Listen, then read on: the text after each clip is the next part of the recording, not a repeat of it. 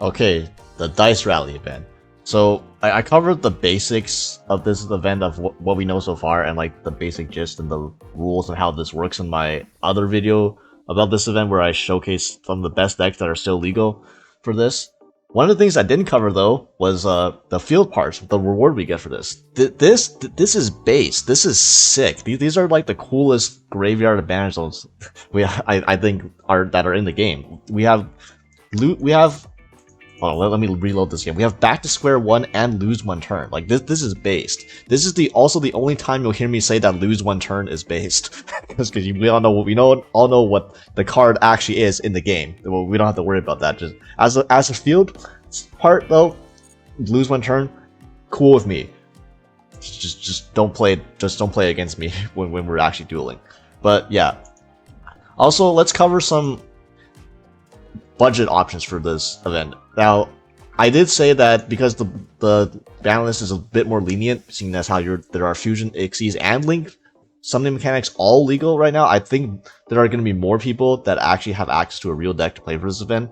But if you are somehow one of the unlucky few who do not happen to have an actual deck you can play for this event, first of all, I gotta say, Konami has got you covered, because the loner decks I see here, these are actually, compared to the dual triangle loners from last event, oh god, these are so much better. It's like literally a different person.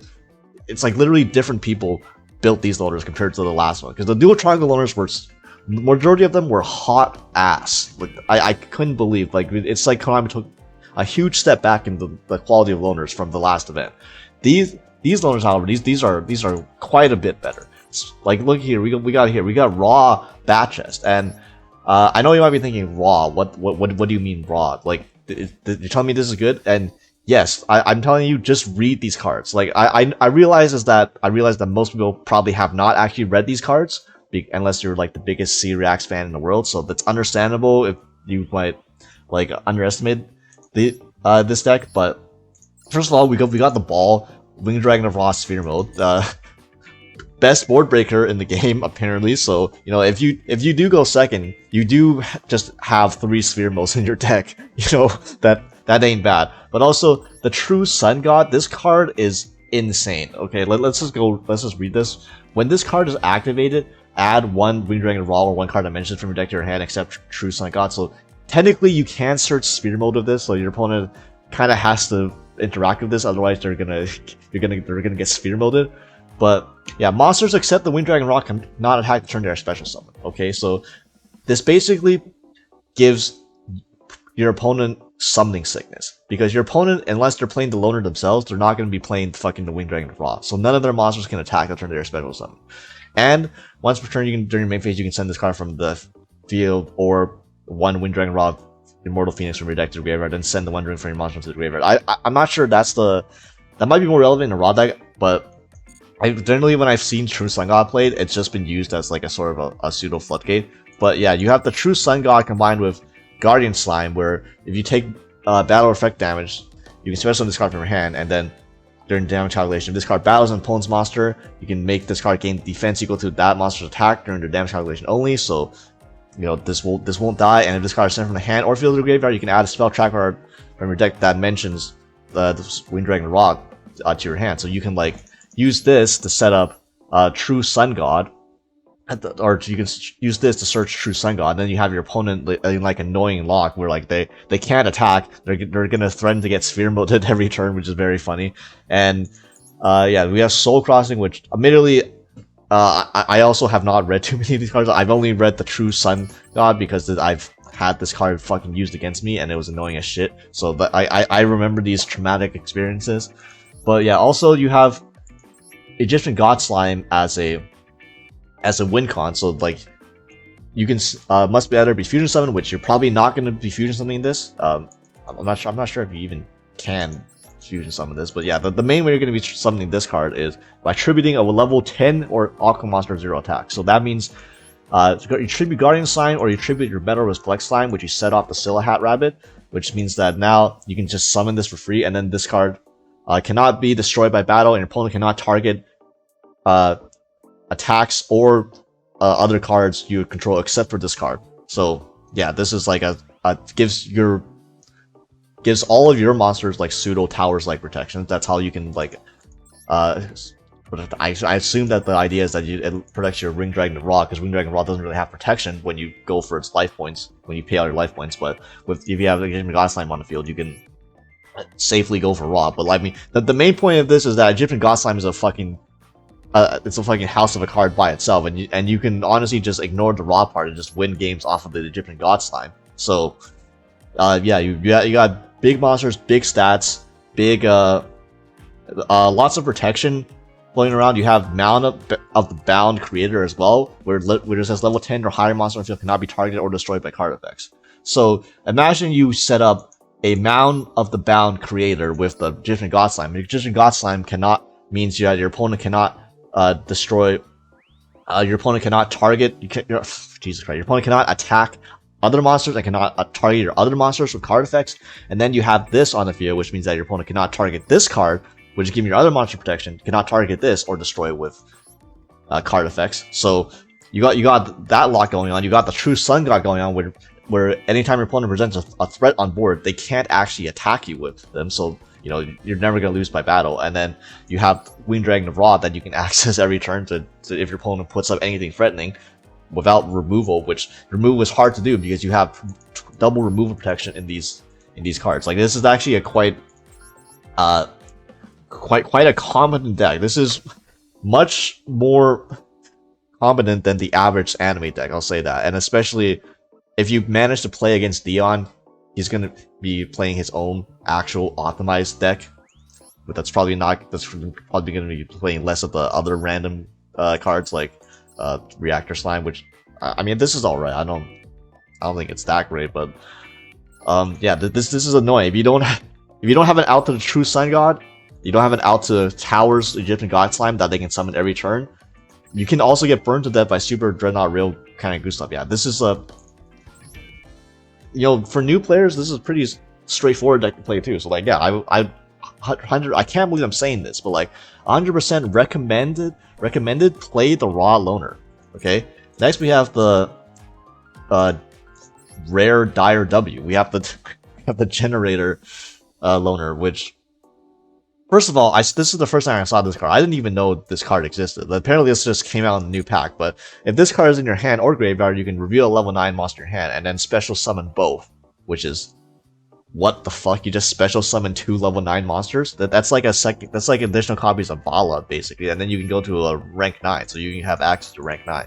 So like, you can have Levitin, which Levitin sets up a suck. So like you Levitin tribute for Jormungandr, suck your opponent's cards, and then you have big bodies on the field. You have the generator monsters that are, you're gonna draw these. That's just the way with this deck. You're gonna run a ton of bricks, but like QQ and Enneagon makes you want to QQ less when you draw these generator bricks in your hand, because now it's easier to get them out of your hand. So yeah, it's nice. Now, how you might be wondering, how the hell is this deck going second? We don't talk about that, okay? Just win the die roll with this deck forehead. Yeah, obviously this is not going to be fantastic going second, because your biggest push is like Generator Boss Stage, which only resolves on your opponent's turn 3 if you're going second. So like, when you go second, you're actually going third when you're playing Generator half the time, which is not ideal, not gonna lie. But I mean, if you're a fan of generators, of the lore or something, which I don't know if I encountered anybody besides Dire who is that, but because I guess the runics are part of the lore, but I mean there ain't no runics in this deck. It's just raw generators, raw level 9 monsters. I could see this deck probably bricking a wee bit. I'm not gonna lie, I'm noticing a very low amount of starters. You got Loptar, you got Boss Stage, and you got Vala, you got QQ Enneagon, which is not actually a starter. You have to actually draw something else with this. And then Planet Pathfinder, which, yeah, Planet Pathfinder is definitely resolving in a format where all the hand traps are still legal. But yeah, you also have the option to hand loop. You can Heart Earth, because I've never seen this card like actually like hard made. I've only ever seen this card cheated out by Direct Lubion in our format. I've never actually seen people legit make this card with 3 level 9 monsters, but apparently you can with this deck. Now this card's not that good outside of in our format because your opponent This can be destroyed by battle, but it can be destroyed by card effects and literally anything besides battle. So like I would not recommend going for this. This is bait. Don't do this. This is just a meme. Oh yeah, you have 9 lives cat, which is a card that I'm still shocked actually exists. Not because it's broken or anything, but I've literally never seen this card in my entire life. I saw it was a custom card at first or some shit. But yeah, Generator. If you're a fan of Generator, go ahead. It's gonna play like Generator. You know what to expect. Otherwise, this is honestly maybe the loner deck that I recommend the least, even though this is still completely competent for a loner deck that you get for free that you don't have to spend any resources on. So this is still fine. The best loner is probably going to be Mermail. Okay, so Mermail is legitimately a very good deck, even without synchros. Admittedly, the full power Mermail deck that you see in Rank Ladder does play synchros. It plays like Ran Eatering to help out with that and stuff like that. It also has Barrier Statue, which obviously, thank God Barrier Statue is banned in this event, and thank God the loner also doesn't give you Moulin Glacia.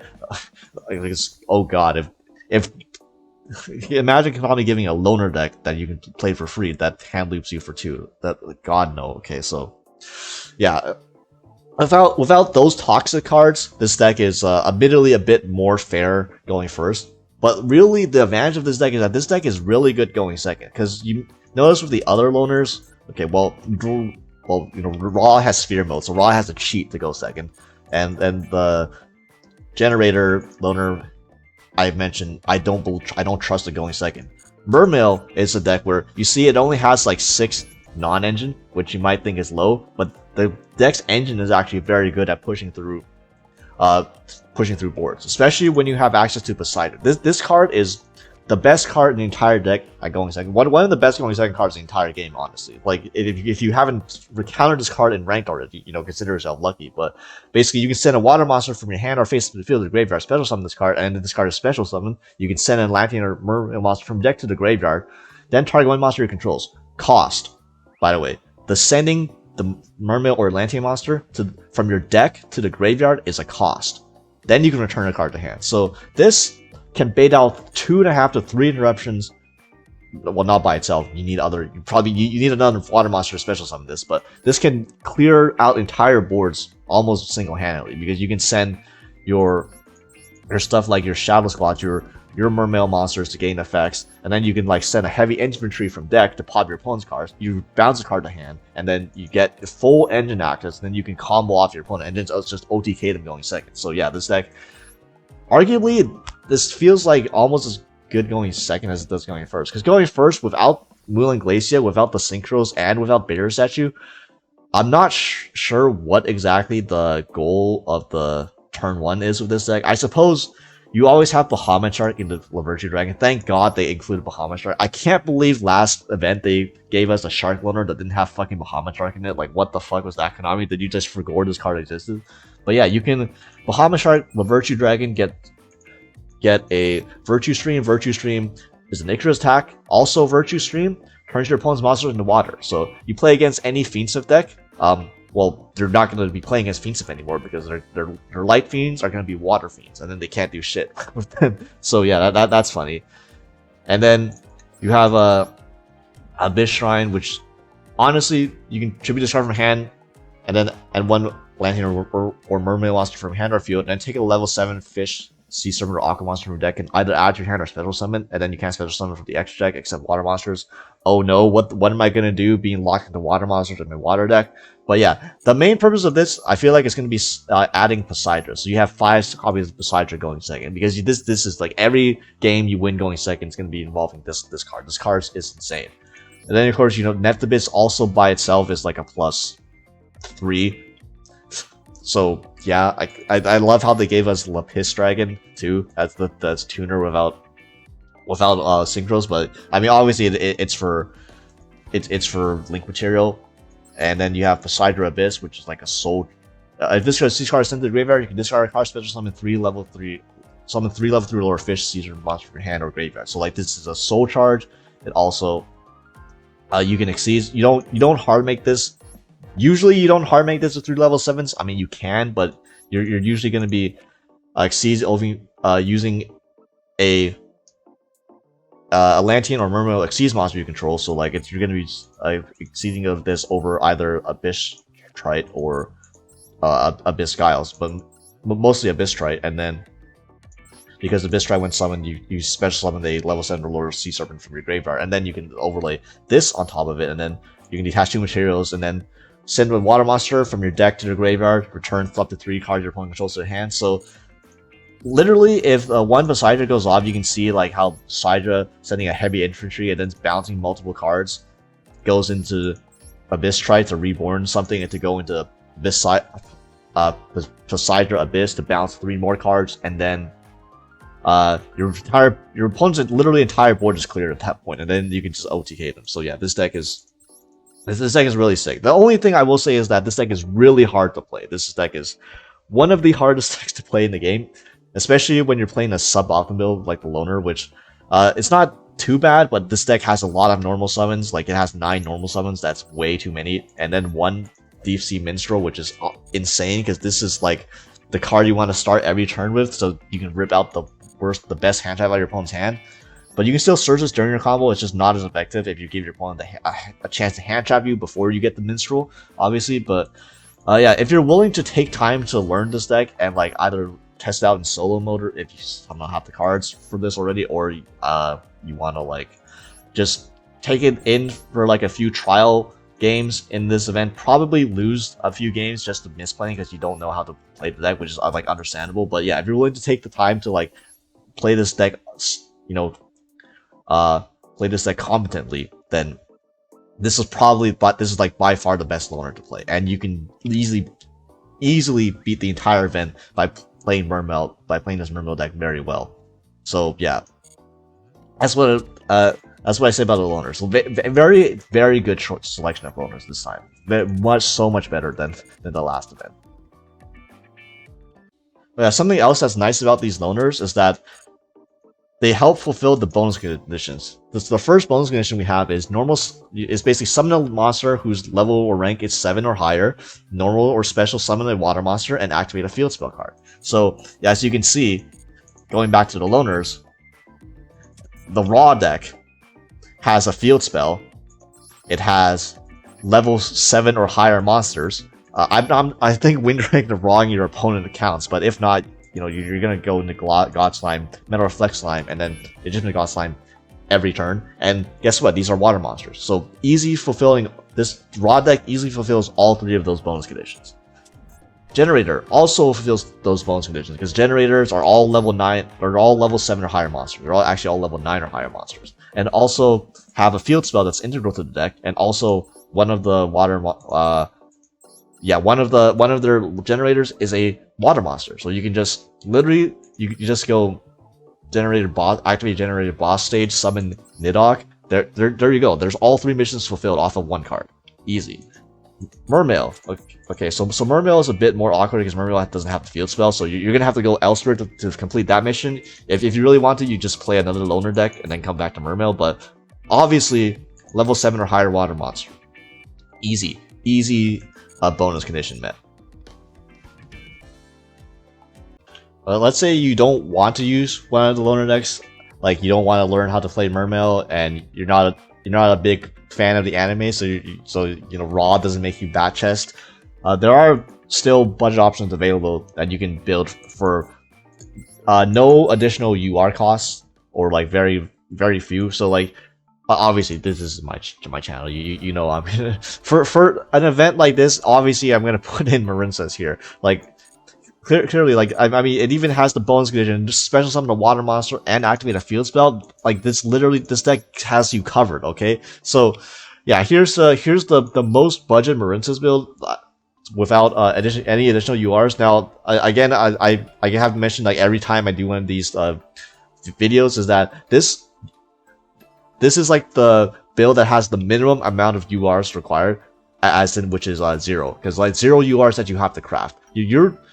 Your deck is probably going to look way better than this is, because I'm assuming no additional UR. I'm assuming that the most I'm assuming as far as UR goes are the bundle packs.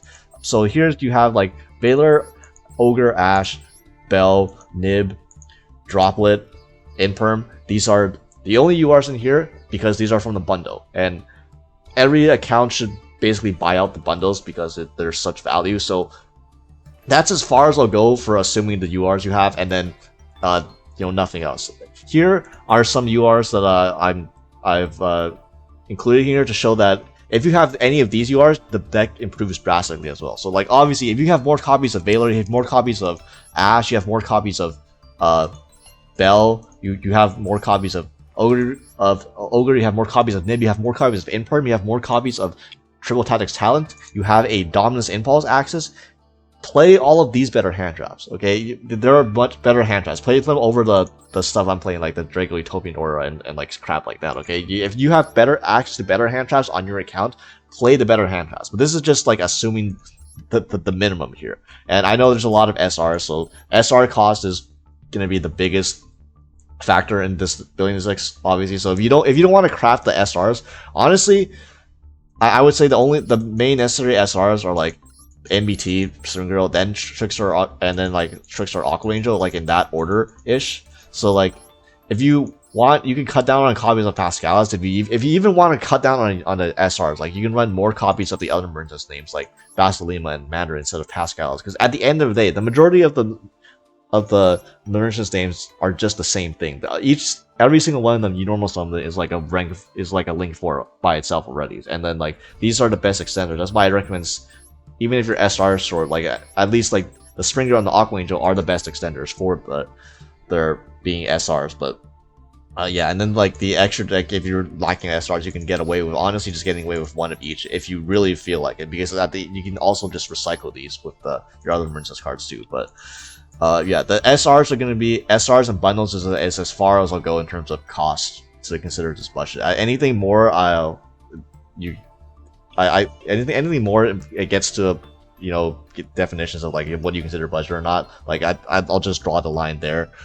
But yeah, this is Marincess. It's very standard. It's very easy, straightforward to play. Like if you play this deck twice, you'll probably understand what to do with it. It's like this is one of the easier decks to just learn and then just play. Like you just link climb into your like blue angels or the blue slug to add back your extenders, the sea angel to search your Marincess Dive and Battle Ocean, which are other extenders. Then you make the Coral Anemone, summon back another monster, link climbing baby. If you have extra materials, you go into Crystal Heart, and now you have an unaffected link 4 with a Battle Ocean on the field. So that's still, even for budget standards, that's pretty good. But yeah, the main deck. So the main core, these are like the best 17 Marincess monsters: Seahorse, Blue Tang, or NBT, I should say, Pascalis, Spring Girl, Aqua Angel, Mandarin, and then like Basilima. I'm not sure. You don't even have to run this. This is like I'm not sure how relevant this even is, because Basilima is basically just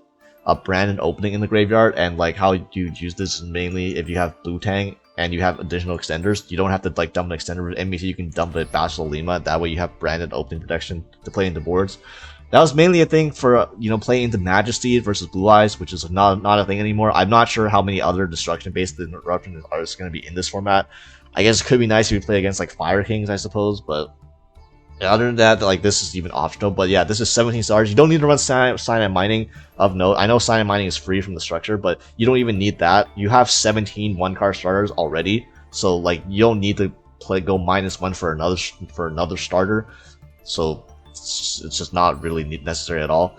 And then like 2 dive and then 1 battle ocean is like the standard ratio. Again, if you don't even want the SR points, like you honestly you can get away with just 1 dive, because dive is recyclable anyway, so like you don't even need 2 dive. You can run like more battle ocean too. But yeah, and then triple Marincess wave, because if you're playing the budget version, I'm assuming you don't have Coral Triangle. So Coral Triangle is how you search Marincess wave, but if you don't have Coral Triangle, you can't actually search this, so you kind of want to hard draw it instead. So we have 3. You do have room, because this is a deck with a lot of room for non-engine.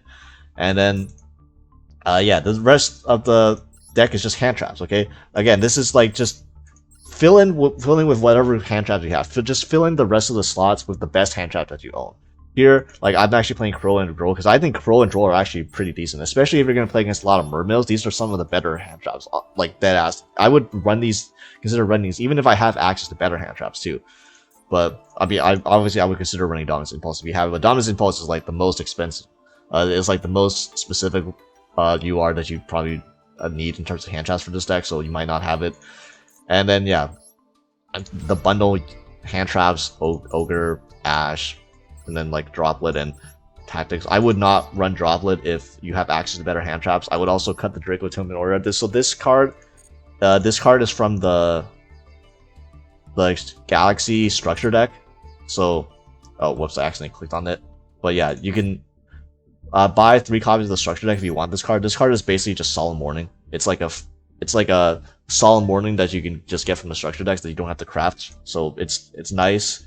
Decent card, pretty decent card quality for the cost, but obviously if you have access to better hand traps, you would replace this with hand traps too, so don't feel the need to buy the Galaxy structure if you already have hand traps to replace this with. So yeah, then the extra deck, Legacy Pack. Kragen's is very funny because it turns all your opponent's monsters into water, so Fiendsmith decks get fucked, I guess. And then you have double Blue Slug, double Sea Angel, double Coral Enemy, 1 Crystal Heart, 1 Splash Mage, 2 Marble Rock, because if you don't have Coral Triangle. If you have Coral Triangle, replace one of the Marble Rocks with Coral Triangle. You don't need 2 Marble Rock, you just need 2 Link 3s. And then like 2 Great Bubble Reef. Again, if you have access to Aqua Argonaut, replace one of the Great Bubble Reef with the Aqua Argonaut. But you can get by fine with just playing Great Bubble Reef, like Heat So at home control. Then 1 area for like linking off stuff like Nibiru's, which again, if you own Zealantis, which I think most people do by now, Zealantis can also replace this. Like Zealantis is really nice for this deck. You waterlock your opponent, you waterlock yourself, then you banish your opponent's field, and none of their monsters come back. It's very cool. Very fair interaction. Also, Typhon's pretty good for this deck too. But yeah, that's just an overview of budget Marincess, and yeah, even at the most budget, this deck is still gonna be competent. And it especially helps that I think that Crow and Droll, which are already budget options for hand traps, are actually good this format too. So yeah, that helps. So next we have a Fusion, Xyz, and Link deck. This deck technically does use all 3, and it's completely 100% legal. No hits at all for this event, and that's Ninja. And you can build this deck with 3 structure decks. Just literally, you have 3 structure decks. You're Gucci. You have this deck at full power. And yeah, this is honestly, considering how a lot of other decks are a hit in this event, this is not bad for a 3 structure deck. This is honestly, it looks pretty good, and it's also helped by the fact that this deck also has even more non-engine that is budget, which is the Book of Moons and Book of Eclipse, which you could consider, like if you have like other real hand traps, you could probably consider running them over the books or the Book of Eclipse. But if you're missing non-engine, this is very good for these are very good for this deck, because these are not only are they are decent interruptions on your opponent, especially when you go first, but they're also helpful for you because your ninjas also gain benefits and can be used while face down. Specifically, you can still fuse with your monsters while they're face down, so you don't care about the Book of Eclipse booking your own monster. That's very nice, and the fact that they can flip back up too. And yeah, so on and so forth. So ninjas, this is a pretty standard ratios, I think. Now, it's honestly the deck itself is like it kind of just builds itself. I'm not gonna lie, it's very obvious which cards are 3s and which cards are just 1s that you search out. But yeah, you have 3 Tobari. This is like the main thing is that this allows you to, I believe, fusion summon during your opponent's turn. And the idea is when you fusion something during your opponent's turn, you can fusion something into like a Yagura Maru, and if this card is special summon or fusion summon, basically it's a special summon, you can banish a ninja or ninjutsu art card from your hand, graveyard, or face of the field. So ideally, you banish something from graveyard, like one of these, or like one of that's like a dead ninja or whatever, or like an already used up ninjutsu art that's somehow found stuff in the grave, and you banish a card. So yeah, you can Tobaru quick fusion to banish a card with Yagamaru, and then you have like stuff like Mitsu, which Mitsu is just a generic extender that's also a monster negate, and you need 2 monsters to fusion summon with. That's how fusions work. So Mitsu being just a generic extender that you can just summon whenever you control any ninja card, or frankly just even any face down defense position card. Then yeah, you can just special summon this, and it has a bonus effect where like if your opponent activates a monster effect, you can target a face down monster you control and change it to face up, and then change this card to face down, and then you can negate that effect, and you also get the benefit of flipping a ninja face up too. You have a 3 Hanzo. Hanzo just searches any ninjutsu art when it's normal summoned and when special summoned or flipped face up, or not flipped face up. It has to be flipped summoned specifically, but if it does, then you can add any ninja monster from your hand. So like this tutors literally everything in the deck, and then you have like 3 ninjutsu art, which oh holy shit though. Ninjutsu art notebook of mystery sets any ninjutsu art from your deck, but it can also set an additional one from your graveyard too. So you can get a 2 for 1 there. And if this set card on the field is into the graveyard, you can change the monster face down. That's probably not relevant. You're probably not gonna want this card to be set or targeted or anything. You're probably just gonna activate this card. But yeah, then you can the things you want to set are gonna be like ninjutsu art of duplication, and dancing leaves duplication is like a multi soul charge from deck. Or not. Jesus Christ. No, the soul. Did I say soul charge? I meant multi e-telly from deck by attributing a ninja monster and special summon any number of ninja monsters from your deck in face-up attack position with a combined level less than or equal to the level of the attributed monster. So if you attribute something like a Hanzo, you can summon like up to 4 levels of ninjas from the deck. And these Tabari, these Mitsus, these green ninjas, these are all decently low levels, so you can summon those. And just don't get ashed forehead. Just Ash is a bit annoying, not gonna lie. So this is like the back row welcome labyrinth problem this deck kind of faces. But yeah, then you have a ninjutsu art of dancing leaves, targeting a ninja monster or a face down defense position monster on the field, tribute it, and special summon ninja monster from your deck. And notice it says tribute. Notice it says a face down defense position monster on the field. It does not specify which side of the field it's on. So you flip your opponent's monsters face down with your ninja monsters like Geo with your books, and then your opponent. Then you tribute your opponent's monsters to summon a ninja from your deck, which is, crazy good value. Very, very insane. Like, obviously, you're not gonna be able to do that every time. So, like, that's why you can tribute your own ninja monsters too. That's how it often usually works out. But you can high roll and then sack your opponent's monsters too. So, like, that's sick. And then you can summon out like a Geo, and Geo is quick effect, Quaking Mirror Force. I know that sounds like that's like a weird way to put it. I guess Floodgate Trap Hole is more close to this, but yeah, you can target up to 2 face-up monster in the field and change them to face down position, and any opponent's monsters that are flipped by this effect cannot change their battle position. So just permanent Book of Moon, permanent double Book of Moon. And yeah, you can also, if a monster is flipped face up, while this card is face up on the field, you can target a card your opponent controls and destroy it. So not only is it an interruption, it's also like it's a board breaker. Like, you have a bunch of your monsters that are face down, presumably, flip them face up, get the pop card. You have like a Book of Eclipse, which okay, the Book of Eclipse doesn't really work because Book of Eclipse will flip the Geo face down too, but like you get what I'm saying. I'm not sure actually. I don't know how this interaction works, but no, Book of Eclipse it only flips up your opponent's monsters face up. So yeah, like that never mind. Forget that. There's no synergy with Geo plus Book of Eclipse, but these are just generally good cards because booking is pretty strong when you go first. But yeah, then you have like these 1-ofs. These are the 1-ofs that you generally summon with your ninjutsu arts, like Kagero, Green, and then Baku. They just offer you random utility.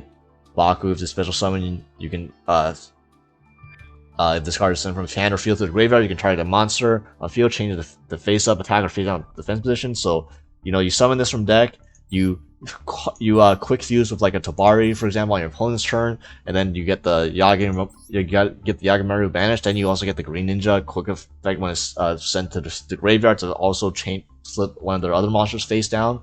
So yeah, it's also another generic extender. Like, it's like Mitsu in the sense that if a monster special summons to your field face up, you special summon this card, so to provide more material for your fusions and your link monsters, I guess. And then Baku, this is a Poplar. This card's added to your hand except by drawing it, special summon it. Sick. This was the OG Poplar because I'm pretty sure this came out before Poplar did. And this card is special summon or flip face up. You can target a ninja art card in your graveyard and return to the hand, so that it's like cycling. And then Kagero, I believe, is this bounces a card. So yeah, you have like disruption from the the quick fusions and instructions from the Three Ninja and like the Kagero, and then you have books with the Geode and stuff like that. So you get to control the field, you get to tribute your opponent's monsters. Your opponent's gonna get really annoyed playing this deck. Also, notice that this deck very good for the missions. Geo is a level 7 or higher monster. Hidden Village is a field spell, and then Mitsu, which is very important for the deck, is a water monster. So you can fulfill all 3 bonus conditions, all 3 of the first bonus conditions with this deck. And the extra deck, so Yagami we went over.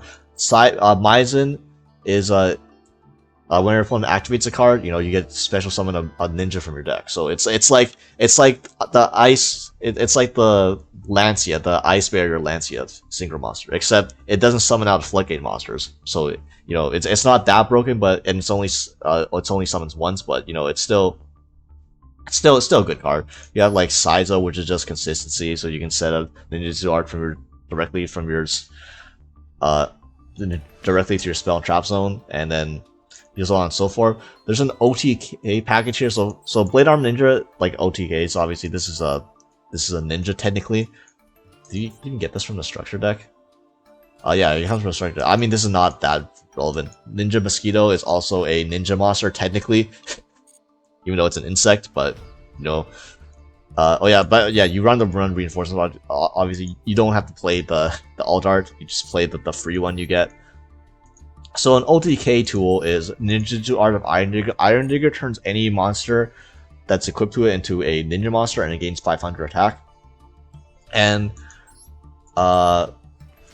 Maizen has the effect where your ninja monsters can attack directly. So basically, you can go like Cross Sheep easily into a Link 4. So you can go into Cosmic Tree, Irma-Still. This is the cheapest one. This is the highest attack value Link 5, whatever. That isn't an UR, but yeah, this you can just pay 3k life points. This card goes up to 5k. Equip it with the Iron Digger. It goes up to 55, and then Maizen because this is now a ninja monster, you can attack directly with this, so that's like 5500 direct. It's a lot of damage. If the way you OTK with this deck is you actually use Boral Sword. Boral Sword is how you like OTK, because you can attack something, deal a lot of damage, and then switch something to defense, attack directly again, and then Boral Sword gains the attack, and it can attack directly. So like that's how the easiest way to OTK. Obviously, most people don't have Boral Sword, so if you don't have it, like this is funny and it's fine. And you have a Royal, this is a way to make use of it. But yeah, this is basically ninjas. Ninjas completely. Any ninja fans, like your deck is completely unhit for this event. And if you're like looking for like a new structured deck to try, like that's it's not it's a very, very low investment to play this deck. And this deck is like Marincess. It's useful for a lot of events as a budget option. Not as many as Marincess is, but there's been quite a few events now where I've recommended Ninja for, where it's been basically completely legal and unhit. So yeah. Alright, next budget deck I want to cover is Suship's or Suships, or however you want to pronounce it. This deck I actually got buffed. So yeah, that's why we're covering this now. The Primite cards got released. And as an aside, if you own the actual expensive Primite cards, like if you own Effort Barrel and you own Lordly Load, you could legit just play straight up Primite Suship. And that might actually be a good deck, or at least decent deck, playable for this event. So you never know. That could be a thing. I might consider experimenting with that, since I do own those cards. But if you don't own the expensive ones, you can still play Blind Second Suship. You can like try to cheese out a few wins against people playing less than optimal decks for this event. You may get steamrolled a little bit, because being Blind Second, it is kind of rough, especially if people are playing fully constructed decks like Constructor Mermail. Mermail might be the toughest one, but like if it's a Mermail Loner, you might have a chance. Also, you're still playing the Primite cards, because Primite Roar at the end of the day is just 3 more copies of Unexpected Die, and you just need Gunkin Suship Shari access. So yeah, you're maxing out on copies of Gunkin Suship Shari, so you have three of it. Suship Shari itself, you have 3 Unexpected Die, you have 3 Painful Decision, and now you have 3 Primite Roar too, so that works. Also, playing Drill Beam at 3, this might be a stretch, but I'm thinking we have so much access to Gunkin Suship Shari, and basically, whenever we have access to Suship Shari, we have Drill Beam live for going second, so we can just choose to negate and banish one interruption our opponent always has, our opponent has at all times, as long as we open Primite Drill Beam. So that could be a thing.